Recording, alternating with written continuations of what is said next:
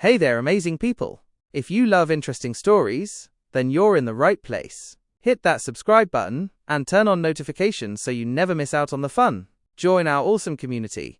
We've got something special for you every day. Don't forget to like, comment, and share with your friends. Thanks for being part of this journey.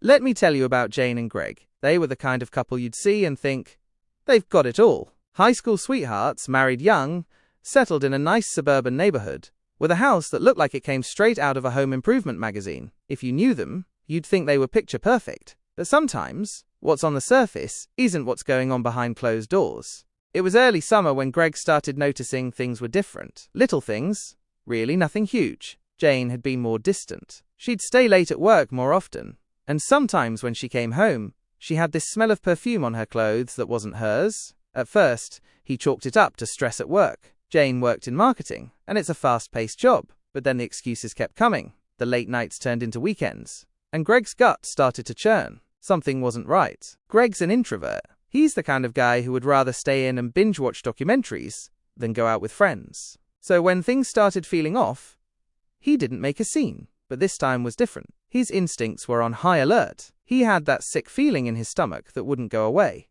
The more he thought about it, the more it gnawed at him. He started noticing Jane's phone slipping away whenever he walked into the room, and the way she quickly ended conversations when he came near. There was a shift in the air between them, a coldness, like she was trying to keep something from him. One day, Greg decided to do what he thought he'd never do. He checked her phone. It was a subtle move at first, like moving a few things around in the kitchen just to get a glimpse of what might be hidden. Then, there it was, a series of texts between Jane and someone named Aaron that looked more than innocent. He thought about it for a moment. Was it just a friend? But then he saw a message that stopped him cold. I miss you. Last night was amazing.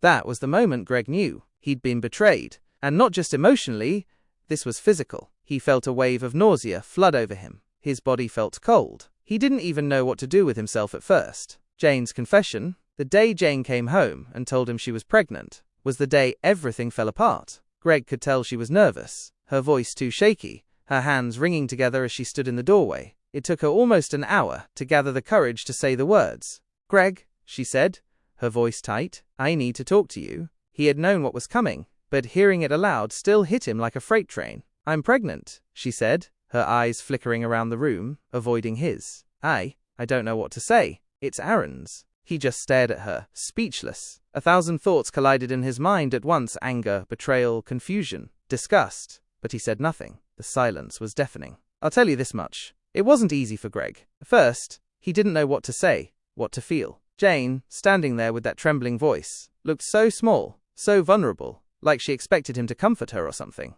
But Greg wasn't having it. He stood up from the couch slowly and just walked out of the house. He needed air. He needed space to breathe, to think. Greg's plan: I think the hardest part about being betrayed isn't the immediate shock.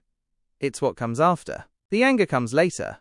But the real trick is what to do with that anger. Greg didn't scream. He didn't cry. Instead, he did what he was best at. He thought. The next few days were a blur. But one thing Greg was certain about. He wasn't going to be a fool. He wasn't going to take Jane back. Not after what she'd done. And the baby? Well, that wasn't even the worst part. The worst part was that she had lied to him for so long, thinking he wouldn't find out. But Greg wasn't dumb. No, he wasn't going to just move out, or leave her. He needed to make sure that when the dust settled, he was the one in control. The confrontation: Greg didn't confront Jane again until the weekend. When he did, it was at their kitchen table, and there was no screaming, no yelling, just cold, calm words. He knew Jane wanted to fix things, but he wasn't in the mood for that kind of talk anymore. Tell me the truth, Jane, he said, looking directly at her. How long has this been going on? Jane looked down, her hands fidgeting with the edge of the tablecloth. She didn't want to answer, but she couldn't lie anymore. A few months, she whispered. It started out innocent, but then things just got out of hand. Greg didn't blink. He didn't flinch. He didn't even look surprised. You know what, Jane? He said slowly, like he was trying to keep his calm. I don't even care about the details anymore. You've been lying to me for months, and now you're pregnant with someone else's baby. The only thing I care about is that you're gone. I don't care about the apology, and I don't care about what comes next. This is over. The turning point: I think Jane expected Greg to break. She thought that maybe, just maybe, he'd soften, that he'd say something to make her feel less guilty. But when she looked up at him, There was no warmth left in his eyes, just a cold, steely resolve. She left that day. A few days later, Greg didn't make a scene, but he had already begun his own version of moving on by putting everything they had together behind him, by ensuring she didn't have the leverage she thought she had. She could keep the baby, but Greg wasn't going to stick around to help her raise it. That much, he knew for sure. The end of the road. Looking back, Greg says it was the best thing he could have done for himself. It wasn't about revenge or being petty. It was about reclaiming his life.